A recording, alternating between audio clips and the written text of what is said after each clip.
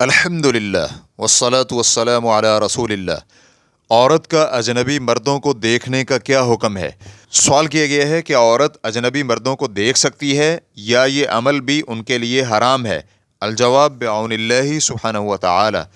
فضیلت الشیخ محمد بن صالح العثیمین رحمہ اللہ سے پوچھا گیا، خواتین کے لیے ٹی وی وغیرہ یا گلی میں گزرتے ہوئے مردوں کو دیکھنے کے بارے میں کیا حکم ہے؟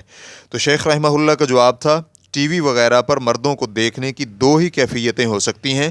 نمبر ایک، شہوت اور لذت حاصل کرنے کے لیے دیکھنا، تو یہ حرام ہے کیونکہ اس میں اخلاقی خرابی اور فتنہ ہے۔ نمبر دو، ایسی نظر کہ جس میں شہوت یا لذت کا عنصر نہ ہو بلکہ معمول کی نظر ہو، تو اہل علم کے صحیح موقف کے مطابق اس میں کوئی حرج نہیں ہے، کیونکہ صحیح بخاری اور صحیح مسلم میں ہے کہ سیدہ عائشہ رضی اللہ عنہا نے حبشی مردوں کو کھیلتے ہوئے دیکھا تھا، اور نبی علیہ الصلاۃ والسلام سیدہ عائشہ کو اپنی اوٹ میں کھڑے کیے ہوئے تھے کہ غیر مردوں کی نظر نہ پڑے۔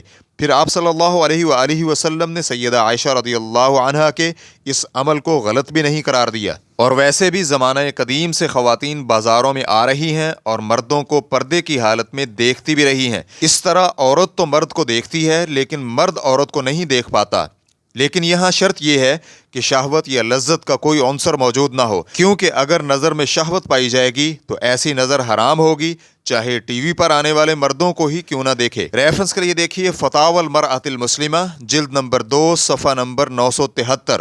واللہ تعالی اعلم۔ اسلام QA ریکارڈنگز، مؤسسۃ الشیخ محمد صالح المنجد، المملکۃ العربیۃ السعودیہ، فتویٰ نمبر 49038۔ والسلام علیکم ورحمۃ اللہ وبرکاتہ۔